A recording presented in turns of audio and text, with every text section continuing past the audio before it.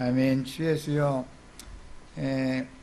오늘 또 이어서 나누게 되는 마태복음, 처녀가 잉태의 아들을 낳는 이야기. 그 낳아진 아들을 예수라고 하나님 친히 이름을 지어주시고 그 뜻까지 다 소상하게 설명하셔서 사람을 버리고 떠나셨던 하나님이 사람에게 찾아와서 사람과 함께하는 그분이 바로 예수다라는 것을 증거하는 마태복음 1장 예수의 나심에 대한 말씀을 나누고자 합니다. 오늘 나누는 말씀을 통해서 하나님의 영원한 그 비밀한 계획과 뜻이 이 무리에게 이루어지기를 바라며 이 무리를 통해서 많은 사람들에게 진리 복음을 전해서 하나님을 그 마음에 두기를 거부하면서 나름대로의 지혜와 지식을 따라서 허탄하게 한 세상을 살다가 그대로 돌아가는 무지하고 어리석은 인생들에게 빛의 말씀을 잘 증거해서 빛의 세계로 다 데리고 오는 사명자로 이 무리가 다 크게 쓰임을 받을 수 있도록 복을 내려주시기를 주의 이름으로 기도합니다. 아멘. 아멘. 자, 오늘 이제 마태복음 1장 읽기는 18절에서부터 25절까지 같이 읽도록 하겠습니다. 자, 본인의 성경에서 지금까지 나눴던 말씀들을 마음에 잘 상기하신 상태에서 읽으셔야 되겠어요. 예수 그리스도의 나심은 이러하니라. 오늘 이제 나누고자 하는 말씀의 그 제목이 예수 그리스도의 나심입니다. 그의 어머니 마리아가 요셉과 약혼하고 동거하기 전에 성령으로 잉태된 것이 나타났다니 그의 남편 요셉은 의로운 사람이라 그를 드러내지 아니하고 가만히 끊고자 하여 이 일을 생각할 때 주의 사자가 현몽하여 이르되 다윗의 자손 요셉아 내 아내 마리아 데려오기를 무서워하지 말라. 그에게 잉태된 자는 성령으로 된 것이라. 아들을 낳으리니 이름을 예수라 하라. 이는 그가 자기 백성을 그들의 죄에서 구원할 자이심이라 하니라. 이 모든 일이 된 것은 주께서 선지자로 하신 말씀을 이루려 하심이니 이르시되 보라 처녀가 잉태하여 아들을 낳을 것이요 그의 이름은 임마누엘이라 하리라 하셨으니 이를 번역한즉 하나님이 우리와 함께 계시다 함이라. 요셉이 잠에서 깨어 일어나 주의 사자의 분부대로 행하여 그의 아내를 데려왔으나 아들을 낳기까지 동침하지 아니하더니 낳음의 이름을 예수라 하니라. 아멘. 아멘. 오늘 읽은 말씀을 이제 깨달으려면 창세기 근원의 말씀부터 이제 깨달아 가야 되는데, 창세기에 보면은 하나님께서 구속의 옷을 입혀주신 아담과 하와의 그 후손들이 뒤에 생력 번성했을 때 하나님의 말씀을 맡은 하나님의 사람들, 하나님의 아들들이 사람의 딸들의 아름다움을 보고 다 자기가 좋아하는 모든 자를 자기의 아내로 삼았고, 그때 그들을 통해서 낳아진 자식들이 네피림들이었다, 당대의 큰 자들이었다 이랬고, 하나님께서 노아의 때가 이르렀을 때에는 온 세상에 죄악이 관영한 것을 보시고 땅에 사람 지은 것을 후회하시고 한탄하시면서 사람들이 육체가 된 것을 한탄하시면서 사람들을 다 버리고 떠나시면서 내가 다시는 죄인된 사람, 육체가 되어버린 사람들과는 함께하지 않겠다 하고 떠나셨다 그랬어요. 그런데 그 후로 선지자들이 보냄을 받아가지고 그렇게 절망적인 인간들에게, 인간 죄악된 세상에 하나님께서 다시 돌아오셔서 그런 죄에서 사면 용서를 하시는 방법을 통해서 하나님이 사람에게 다시 돌아오시고 사람과 함께 하실 것이다 라는 것을 계속 예언을 했습니다. 이것을 메시아 대망사상이다 그래요. 그리고 이제 메시아를 이스라엘 사람들은 말씀을 받았기 때문에 절망적인 죄인들의 세상에 어느 때가 되면 하나님께서 다시 돌아오셔서 누군가를 구속해가지고 죄들의 사면을 받은 구원, 그런 방법으로 구원하신 사람들과 이제부터 영원토록 함께 하실 것이다 라고 하는 소망의 메시지가 구약성경에 계속 전파가 됐습니다. 그래서 이스라엘 사람들은 모든 소망을 땅에 두는 게 아니라 그 메시아께서 언제 오셔서 어떤 방법으로 이스라엘을 다시 구원하시고 예루살렘을 다시 구원하실 것인가, 이것에만 지대한 관심을 가졌었습니다. 그런데 오늘 우리가 나누고자 하는 오늘 마태복음 1장 18절에서 25절 사이에 보면 드디어 약속의 때가 찼고 선지자들의 예언이 이루어지는 말씀이 오늘 우리가 읽은 말씀입니다. 그러니까 육체가 되어진 모든 인간들을 버리고 떠나셨던 하나님이 때가 차면 선지자들의 예언을 이루기 위해서, 성경을 응하게 하기 위해서 그 하나님이 죄악된 세상에 다시 오셔서 죄인들을 불러서 구원하셔가지고 구원받은 그 구속받은 사람들과 함께 하나님이 함께 계신다.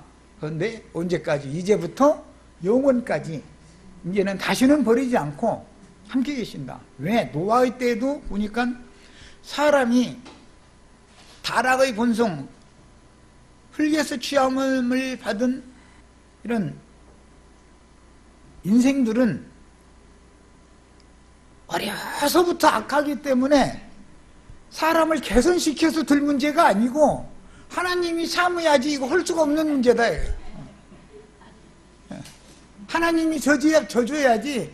하나님이 사람과 계속 싸우고 하나님이 이기려고 하나님한테 뻗댄다고 하면 좀 그런데, 하나님이 고집을 부리시면 인간은 무지하고 완악하기 때문에 제 길로 뻗대고 막 뻘뻘대고 제 길로 가면서도, 죽으러 가면서도 하나님의 마음을 모른다 이거예요.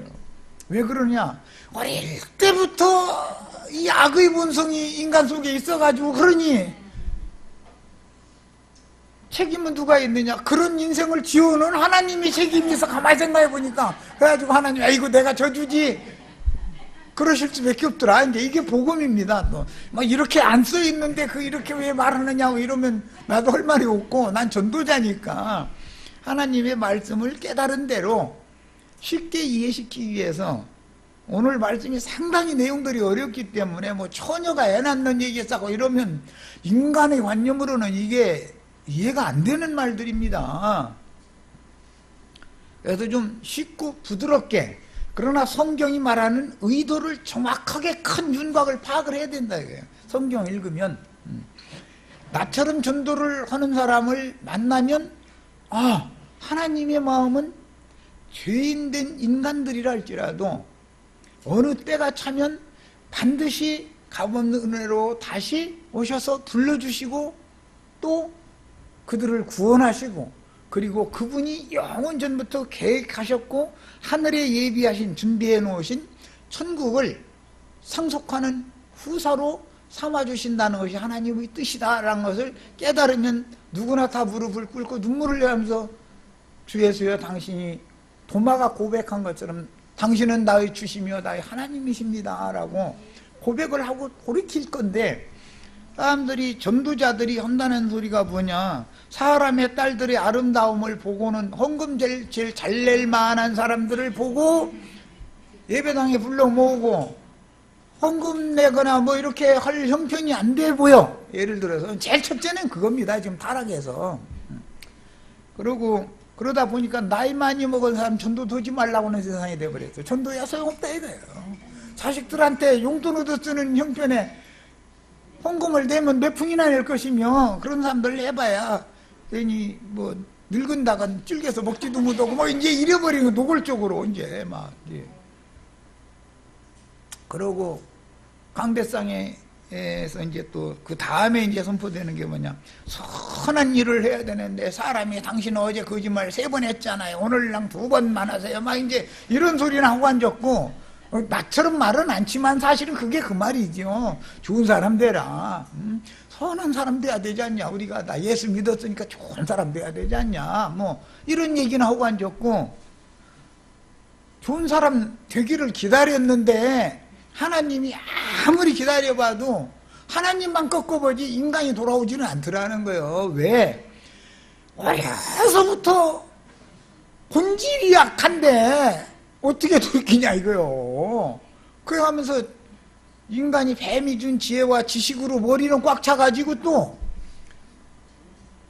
지잘나가지고 뻘뻘대고 막 가는데 넘어지거나 구렁텅이에 떨어져서 죽을 길로만 가는데 그리 가면 안 되니까 이쪽으로 오라고 아무리 선지자를 보내서 하면은 괜히 나가내 하는 것을 왜 무덕에 막느냐고 선지자들을 오는 대로 박해하고 더러는 죽이고 이런 짓이나 하고 앉았고, 그래가면서 그게 하나님을 섬기는 예다 해가면서 강대상에서 멋있는 소리, 그럴싸한 소리, 참 홍익인간이 되어라, 막 사람이 넓혀야 되지 않냐, 모든 사람이 서로 사랑하고 막 이렇게 나오면 얼마나 좋습니까 그 말이. 그런데 하나님은 너희가 사랑한다는 게 전부 짝퉁이니까 짝퉁 사랑하지 말고 내가 부어주는 그런 사랑을 받아서 너희도 내가 너희를 사랑한 것처럼 그런 사랑으로 사랑해, 이제 이렇게 전도를 하러 오신 겁니다. 오늘 읽은 마태복음 1장 오늘 이제 나누고자 하는 말씀의 중심, 핵심 주제를 아셔야 되겠어요. 사람은 절대로 개선될 수 없다. 하나님이 버리고 떠나셔서 아무리 120년 동안을 기다렸다는 거예요, 하나님이. 그러나 그들의 날들은 120년이 되리라 보여요. 심판에 던져버렸지만 120년 동안 유예기간을 더 줬다 그 말이잖아요. 그런데도 안 돌아와. 왜 그렇다고요? 어려서부터 항상 악하기 때문에, 본질이 그렇기 때문에 이놈은 돌아올 놈들이 없어. 거기다 대고 사람의 딸들의 아름다움을 보고 모두 자기 좋아하는 자로 자기 아내를 삼는 목회자들이라는 사람들이, 하나님의 아들을 자처하는 자들이 복음을 전하는 것이 아니라 하나님께로 돌이키게 하는 중매 역할을 하려는 것이 아니라 다 만만한 사람은 자기 아내를 삼아버렸다 그런 말이에요. 그러니 하나님의 뜻이 이루어질 방법이 도저히 없는 거죠. 그러니까 하다 이제 참다가 120년이 차니까 아이고 이제 더 이상은 안 되겠다, 애들 놔두면 다 이대로 내가 다 멸망에 들어가라고 내가 우주를 창조하고 인간을 창조하고 해준 게 아닌데 그럼 어떻게 했냐. 그러지 말고 내가 지고 말지, 내가 져주는 게 낫지. 예수님이 오신 것은 하나님이 인간에게 져주시는 거예요. 인간을 당할 수 없어서가 아니라, 만약에 쓴깔대로 한다면 하나님도 쓴깔이 굉장한 분이거든요. 그래서 쓴깔대로 해버린다면 아이고 이거 다 그냥 아이고 쓸어버려, 아이고 그러고 이것이고 저것이 아이고 그만 떠버려 이러면 되는데 오래 참고 기다려 주셨고, 그래도 도저히 안 되니까 아이고 내가 져주고 말지. 그 결과가 하나님이 죄악된 세상에 몸소 찾아오셔서 버림받은 인간들과 그들을 함께 계시려면 거룩하고 완전 자신이, 그럼 어떻게 해야 돼요? 그들을 깨끗게 해야 되잖아요, 정결케. 그래가지고 정결함을 받은 자들과 이제부터 영원까지 함께 하실 임마누엘로 하나님이 오신다 그 얘기단 말이에요. 오늘 그러면 뭐 성경 전권을 다 끝낸 것이고, 사실은 오늘 우리가 나누고자 하는 말씀의 핵심 뼈대를 딱 일단 말씀드렸어요. 지금까지 네, 한 20분 동안 나는 이 말씀을 항상 마음에 담아두시고 성경을 읽는 거예요. 여기에 기초해서 성경이 기록이 된 거예요. 모든 게 다. 야, 그러니까 우리 정아 자매도 여기 앉아 있는 것이지. 만약에 하나님이 이것들 그냥 아이고 정말 꼴을 못 보겠네 해버리면, 만약에 하나님 쓴깔대로 하면 여기 앉았을 사람이 있어요? 이게 복음이다 이거예요. 하나님이 자기 백성들을 그들의 죄악에서 구원하신 후에 구원받은 사람들과 함께 하시는 하나님이 사람들에게 오신 이야기, 이 얘기다 말이에요. 자, 정하자매 또 저 비유했다고 나 오늘 시험 들었어 이러지 말고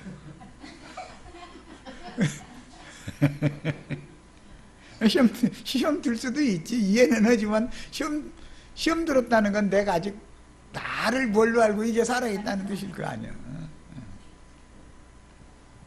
자, 이제 자료 말씀으로 들어가겠습니다.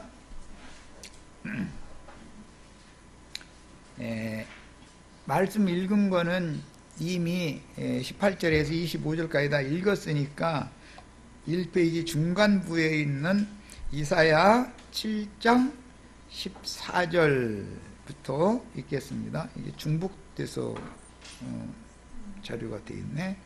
자, 이사야 7장 14절. 자, 여기는 본인들의 성경으로 읽겠습니다. 여기 자료만을 그냥 읽어버리면 휙 넘어가니까 이사야 7장을 시간이 걸려도 다 읽겠습니다. 말하고자 하는 의도를 일단 알아야 되니까. 그런데 지금 말하고자 하는 의도라는 건 내가 한 20분 동안에 이미 큰 윤곽을 말씀드린 거기에 모든 것이 맞춰지는 얘기인 거예요. 성경이라는 거는. 자, 7장 내가 한 절 읽고 우리 지체들이 한 절 읽고 전체를 다 읽겠습니다. 다 읽어야 될 것 같아. 우시야의 손자요 요담의 아들인 유다의 아하스 왕 때에 아람의 르신 왕과 르말리아의 아들 이스라엘의 베가 왕이, 이 말이 일단 역사적인 사실을 일단 알아야 돼요. 남유다에서는 아하스라는 사람이 왕 노릇을 할 때, 그 다음에 그때는 아람이 강대국이었는데 아람 왕 르말리아의 아람 왕 르신이라는 아람 왕과 북이스라엘의 르말리엘이라는 사람의 아들인 베가라고 하는 북왕국의 베가라는 사람과 아람 왕 르신이 동맹을 맺어가지고 유다를 공격을 했다 이거예요. 그래가지고 이제 아하스를 죽여버리고 자기네들이 다른 왕을 세우고자 해서 지금 전쟁을 일으킨 거예요. 그러니까는 어떤 한 나라만 덤벼도 불안한데 두 나라가 동맹을 맺어가지고 덤비니까 쳐들어오니까 아하스라는 유다 왕이 지금 떠는 상태죠. 배경이 이제 이런 거예요. 자, 올라와서 예루살렘을 쳤으나 능히 이기지 못하니라.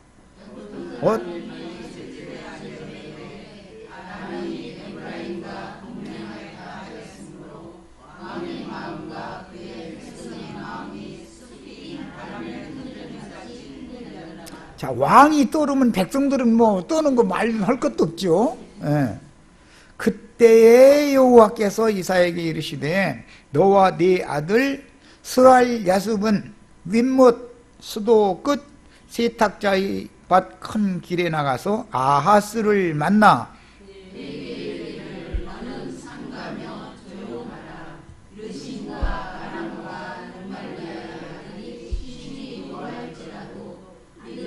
이들은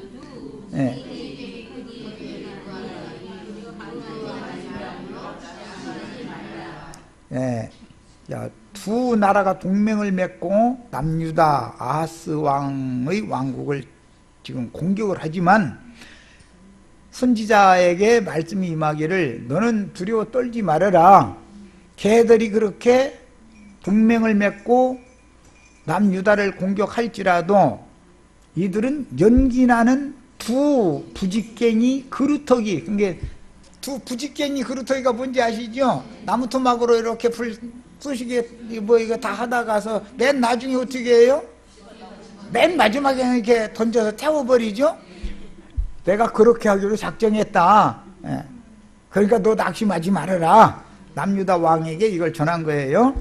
아람과 에브라임과 르말리아의 아들이 악한 꾀로 너를 대적하여 이르기를 우리가 올라가 유다를 쳐서 그것을 쓰러뜨리고 우리를 위하여 그것을 무너뜨리고 다부엘의 아들을 그 중에 세워 왕으로 삼고자 하였으나.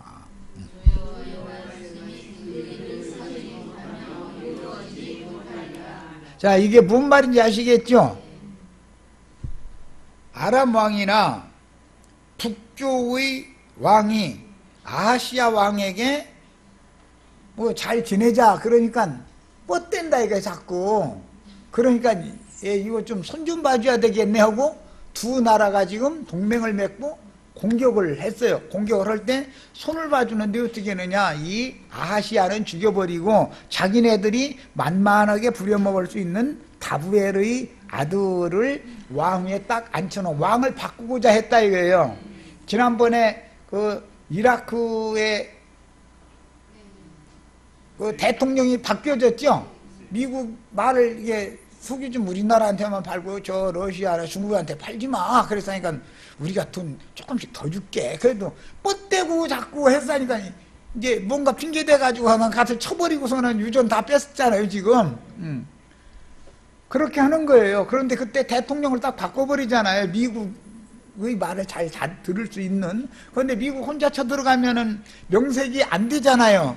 그러니까 나토군과 연합을 해가지고 쳐들어가면 모든 사람들이 마음이 다 이렇지 않냐, 이제 이게 핑계거리가 되는 거죠. 세상 나라는 다 이렇게 돌아가는 거예요.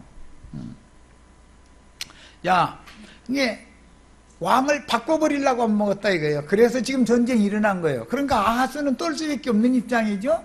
그런데 선지자의 선지자를 통해서 넌 떨지 말라. 내가 다 지금 하는 일이다 이런단 말이에요. 하나님이 말씀에. 자, 읽어나갑니다.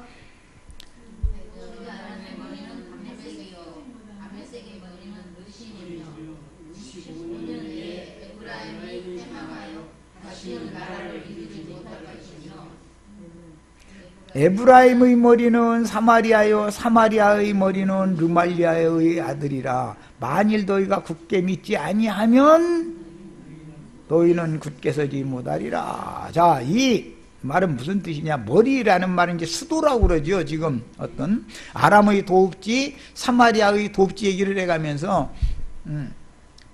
수도가 점령당해 버린다는 건 그 나라가 패망했다는 뜻이죠. 그래서 하나님은 지금 야, 지금으로 봐서는 아람이 강대국인 것 같고 에브라임이 아람과 손잡고서 너희를 치면 너희가 꼼짝 못하고 멸망할 것 같지만 다 이게 내가 계획이 있어. 그러니까 내 말을 굳게 믿어야지. 그렇지 않으면 너희 자체가 내 말을 믿지 않으면 너희가 굳세게 서지 못한다. 너희도 망한다. 그 말이야. 믿으면 하나님이 지켜줄 거고 믿지 않으면 너희 망한다. 지금 그걸 이제 경고를 한 거예요. 자, 10절부터 더 읽어나갑니다. 여호와께서 또 아하스에게 말씀하여 이르시되 너는 내 하나님 여호와께 한 징조를 구하되 깊은 데에서든지 높은 데에서든지 구하라. 네가 왕좌에 앉아 있을 때라도 아니면 무릎 꿇고 막 또 떠를 때는 막 주여 그때는 깊은 데죠. 왕좌에 앉아서 나라 다스린다고 큰소리 뻥뻥 칠 때는 높은 데죠. 네가 어디에 있더라도 뭘 구하라? 한 징조를 구하라. 징조를. 안 믿어지니까, 아하스가 안 믿어지면 그러면 나에게 믿을 만한 징조를 보여주세요 하고 그걸 구하라는 거예요. 그러니까 또 그렇게까지 하시는데도 아하스가 뭐라고 이제 읽어보십니다.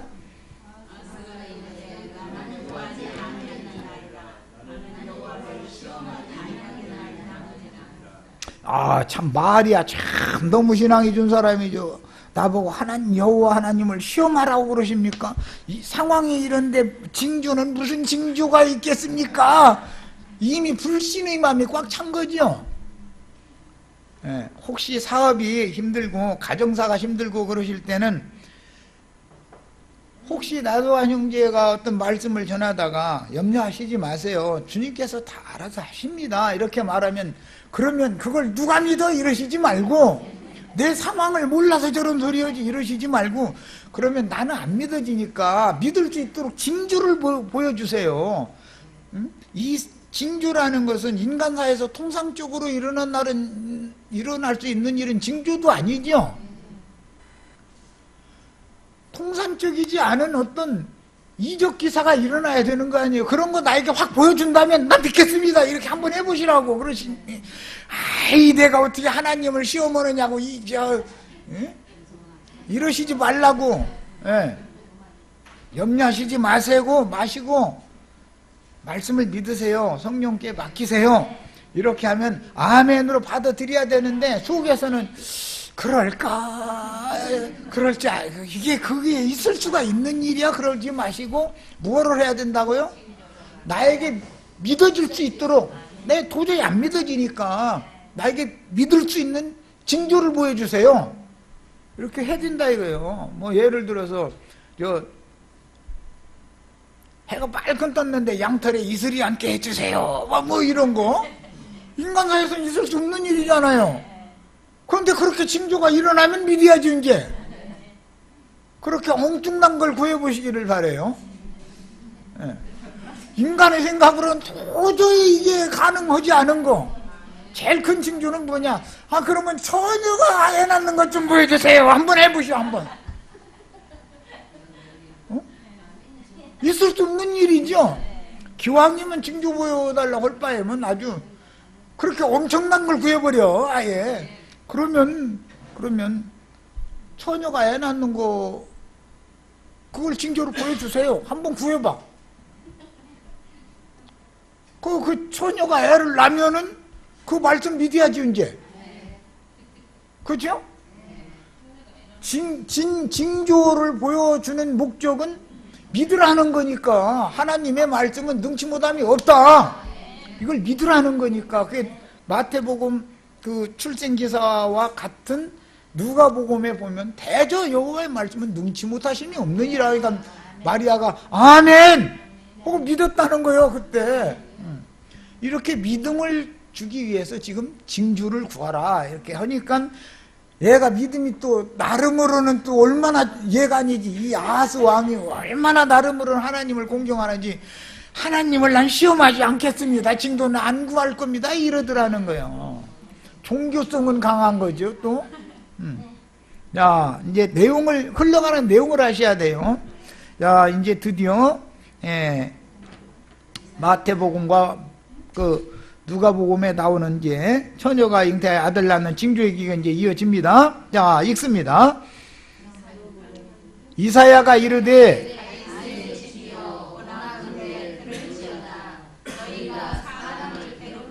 사람을 괴롭혔다. 이 말은 인자 하나님이 보내신 사람, 하나님의 사람이 아무리 하나님의 말씀을 대언을 해도 너희가 다 믿지를 않고 대적만 하고 피식피식 뒷소리나 하고 앉았고 말 같다는 소리만 하고 앉았어 이러고 온 것이 하나님이 보낸 하나님의 사람 이사야를 지금 괴롭힌 거다 이거예요.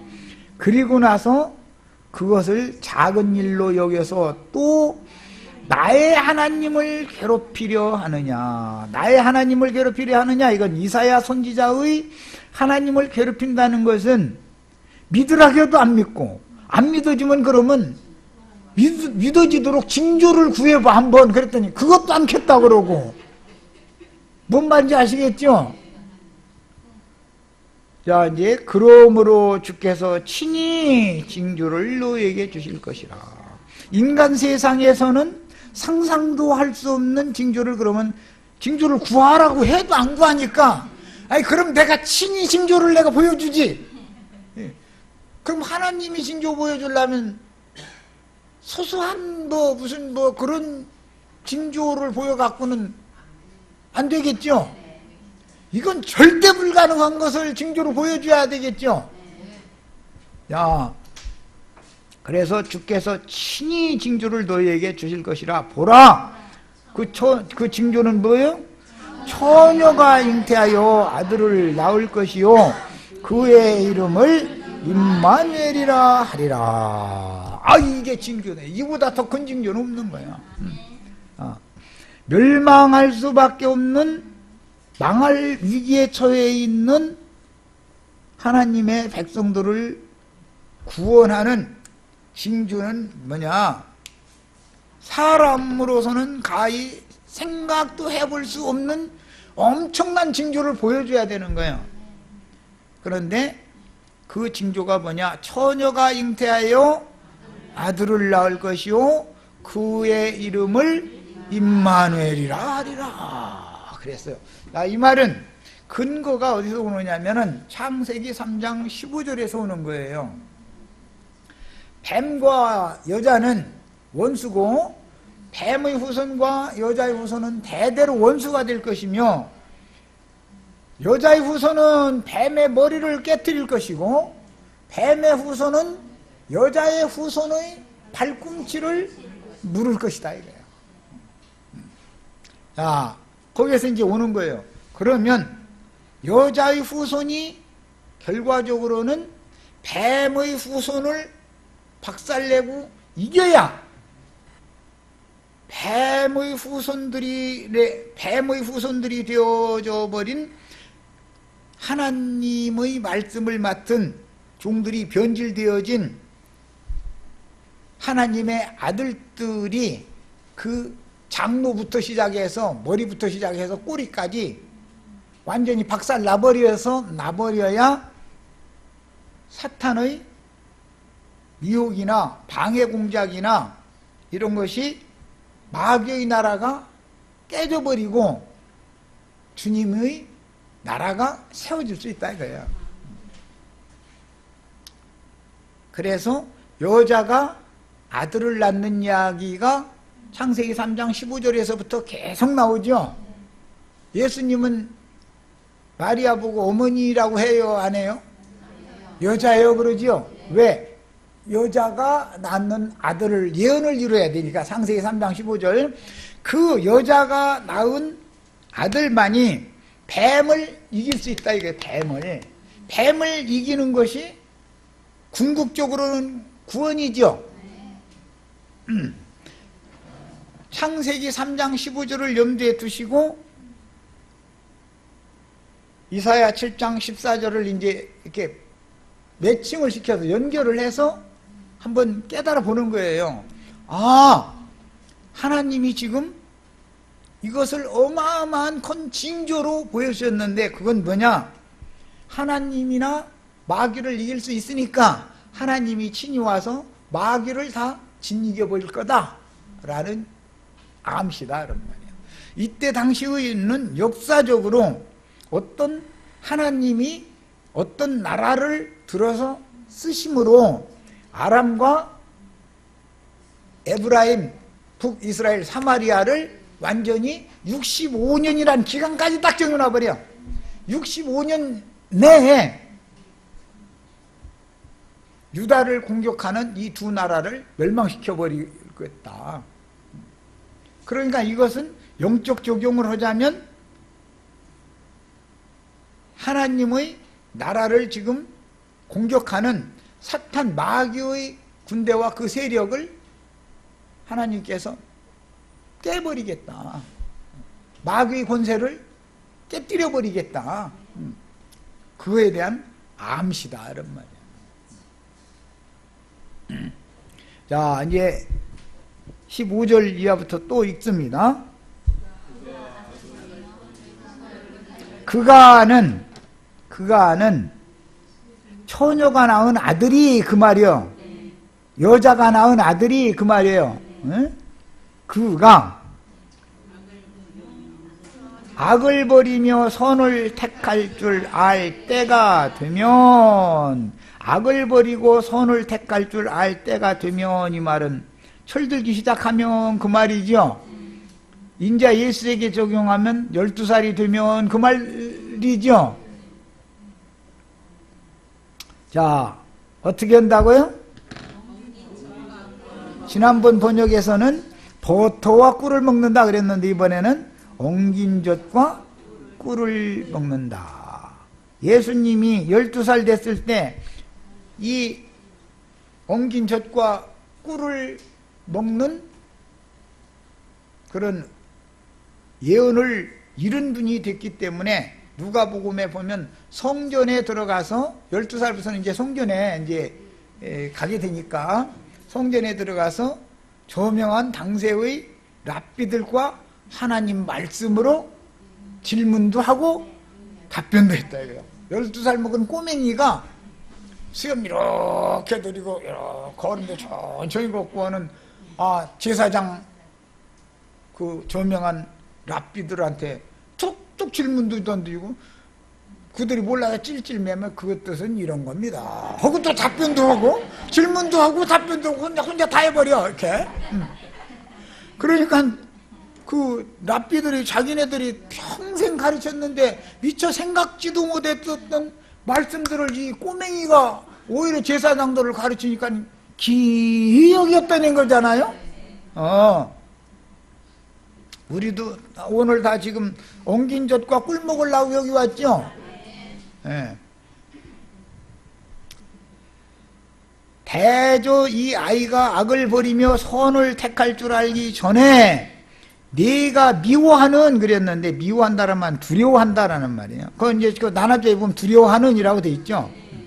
두려워하는 두 왕 누구예요? 아람 왕과 에브라임 북이스라엘 왕 두 왕의 땅이 황폐하게 되리라. 65년이라고 횟수까지 딱 정해놨었고 위에서는 네가 두려워하는 두 왕은 이 아이가 태어나가지고 엉긴 젖과 꿀을 먹고 철들어가지고 악을 버리고 선을 택할 줄 알기 전에 그러니까 이 태어난 아이가 12살 되기 전에 그 말이 이게 되겠죠 이제. 그게 이제 65년이라고 한 예언과 그 시대가 딱 맞아야 되는 거예요 이제. 전에 이 두 왕의 땅은 황폐하게 된다. 이 말이 지금 아하스가 앞으로 65년 후에 이루어질 일인데 믿어져요 안 믿어져요? 안 믿어주면 징조를 구하라니까. 징조를 구하라니까 또 종교 시험에서 어떻게 내가 하나님을 시험하느냐고 이러니까 그러면 내가 친히 징조 보여주지 이제 이러신 거예요 지금. 뭔 말인지 아시겠죠?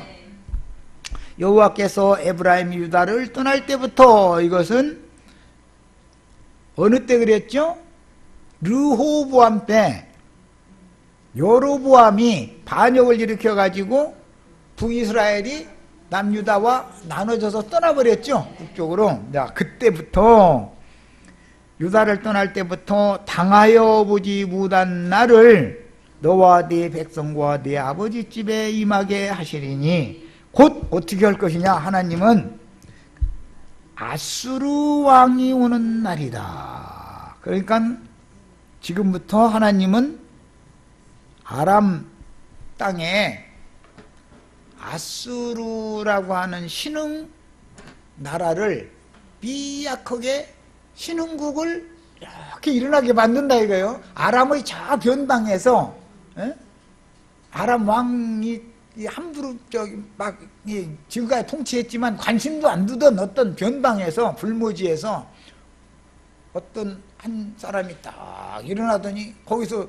뭐 왕이라고 찬칭한다 소리도 들리고 뭐 이제 이러더니 민심이 그쪽 확 쏠려버려가지고 아람이 군대로도 이 신흥 세력으로 일어난 기존 국가의 망하는 시기가 되면 신흥 세력으로 일어나는 아무것도 아닌 나라지만 당할 수 없죠. 신라같이 1000년이나 이어오던 그런 나라인데도 저 개성 어디서 뭐 중놈하고 뭐 어떻게 해도 뭐 왕씨가 뭐 어떻게 일어나가지고 뭐 고구려를 뭐 복구시킨다고 해가면서 떠든다는데 그러는데 그게 예산 일이 아니었죠. 경순왕의 아들은 마의태자라고 잘 아시죠? 역사상에.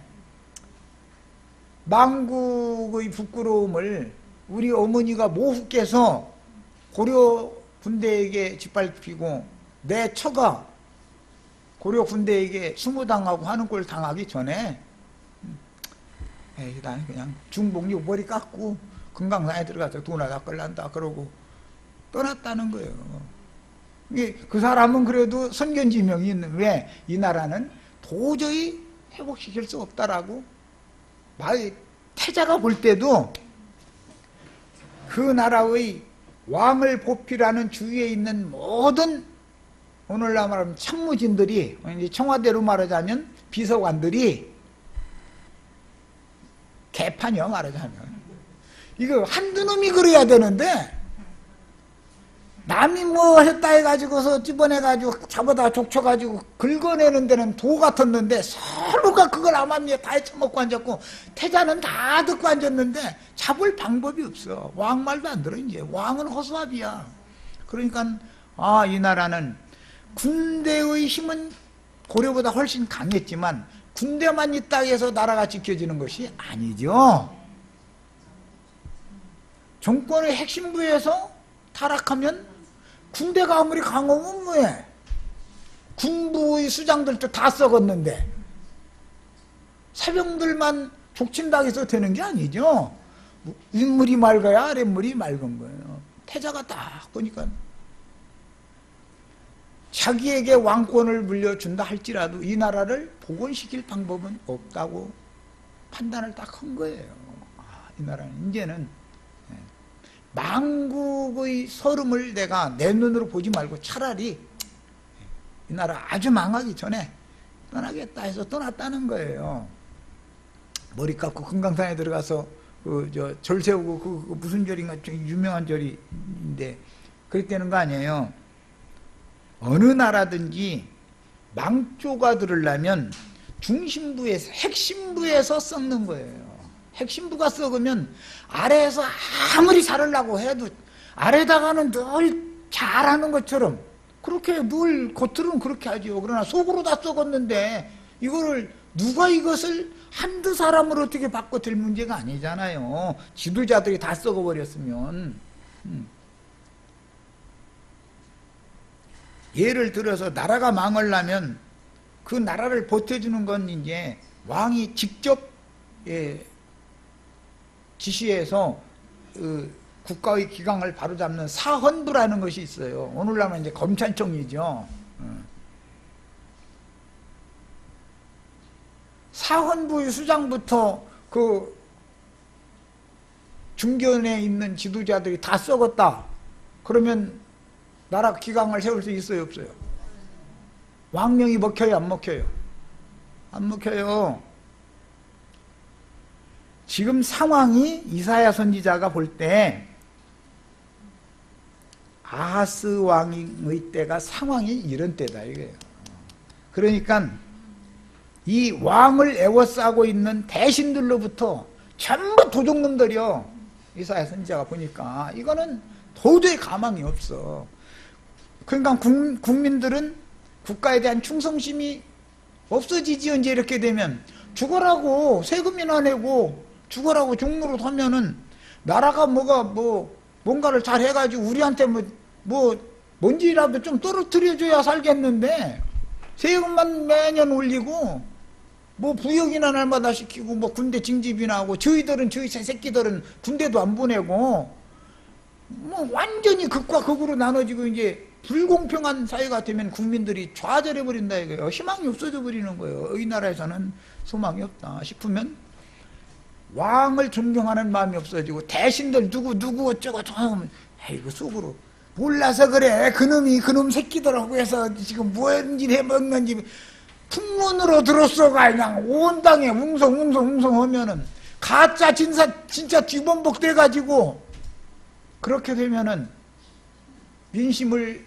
누가 회복해서 나라를 기강을 세울 거냐 이거예요. 이사야 선지자가 이런 상황을 보고 하나님께 나와서 계속 애통하는 거예요. 당신께서 다윗 왕에게 약속하신 그 후손대에 와서 이 대에 이 나라가 이렇게 썩어가지고 무너져 내려서야 되겠습니까? 이 나라를 다시 회복시켜 주세요.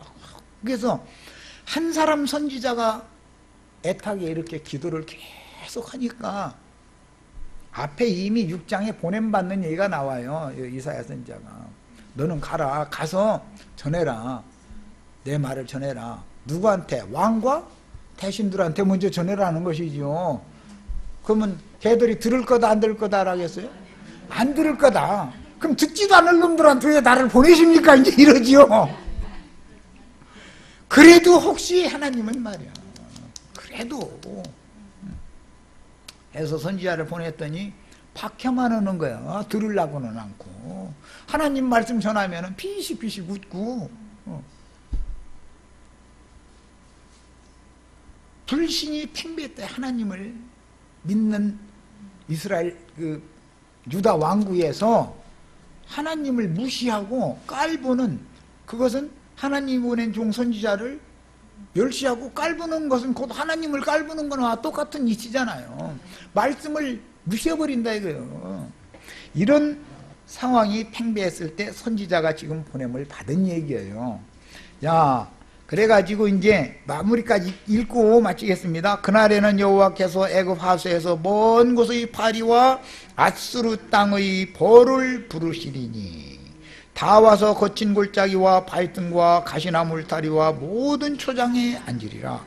그날에는 주께서 하수 저쪽에서 세내어온 삭도 곧 앗수르 왕으로, 이때 지금 현재 이 예언을 할 때는 아주 미약하게 지금 저쪽 아람의 변방에서 어떤 사람이 그냥 군이나 현 정도에서 이렇게 사람들이 민심을 이렇게 다독이고 잘 하는 사람이 생겨난 거예요. 아수르 왕으로 네 백성의 머리털과 발털을 밀 것이요 수염도 깎으시리라. 그날에는 사람이 한 어린 암소와 두 양을 기르리니 그것들이 내는 젖이 많음으로 엉긴 젖을 먹을 것이라. 그때 같으면 앞에 이미 예언이 됐죠. 어린아이가 악을 버리고 손을 택할 때 같으면은 엉긴 젖과 꿀을 그 어린아이가 먹을 때가 온데, 이렇게 될 때 이 어린아이가 가만히 아무도 모르게 태어나가지고 이렇게 젖이 많음으로 엉긴 젖을 이때 먹을 것이다 이거예요. 아수르라고 하는 나라가 이렇게 일어나가지고 아람의 강대국 아람이나 북이스라엘 나라를 완전히 황폐화시킬 때, 그때가 바로 예언된 때가 그때다 그 말이에요. 그 땅 가운데 이제 중요한 거예요. 누가 먹느냐 그러면 사실은 여자가 낳은 아들이 먹는 걸로 돼 있었지만 그 땅 가운데 남아있는 자는 줄쳐놓습니다. 그 땅 가운데 남아있는 자는 엉긴 젖과 꿀을 먹으리라. 그럼 남아있는 자는 누구예요? 왕과 대신들이에요. 그들에 의해서 짓밟힘 당하고 멸시당하던 빈천한 자들 중에 누구예요? 이게 비밀이요 아주. 처녀가 낳은 아들이 버터와 꿀을 먹는다 예언을 했지만 실제는 남은 자들을 염두에 두는 말이다 이거예요. 처녀가 아들 낳는 얘기는 그러면 누구를 낳는 거예요? 남은 자들 낳는 얘기죠. 성경 자체에 이렇게 해답이 다 나와 있는 거예요. 우리 윤혜수 남은 자 중에 꼭 들어가기를 바라요. 남은 자 중에 너희를 한 남편이신 그리스도께 정결한 처녀로 내게 준비한다. 정결한 처녀 교회에서 살아남는 자가 있다. 세상 교회가 다 썩어도, 세상이 다 썩어도 남은 자는 있다. 그렇다기는 있다. 이게 복음이에요. 자, 23절 그날에는 천그루의 은천개의 가치가 있는 포도나무가 있던 곳마다 찔레와 가시가 날 것이다. 그냥 땅이 완전히 황폐된다 이 말이죠. 온 땅에 찔레와 가시가 있으므로 화살과 활을 가지고 그리로 갈 것이요 보습으로 갈던 모든 산에도 찔레와 가시 때문에 두려워서 그리로 가지 못할 것이요 그 땅은 소를 풀어놓고 양이 밟는 곳이 되리라. 사람이 경작하는 땅이 이제는 들짐승 집짐승 이런 거 짐승 초장이 되게 허허벌판 되게 만들어버린다 이 말이에요. 자, 지금 세상 교계가 아무리 썩었어도, 세상 나라가 아무리 썩었어도 하나님은 남은 자를 남겨두신다. 그 남은 자가 누구예요? 처녀가 잉태하여 낳은 아들입니다. 여기까지 일단 첫 시간 마칩니다.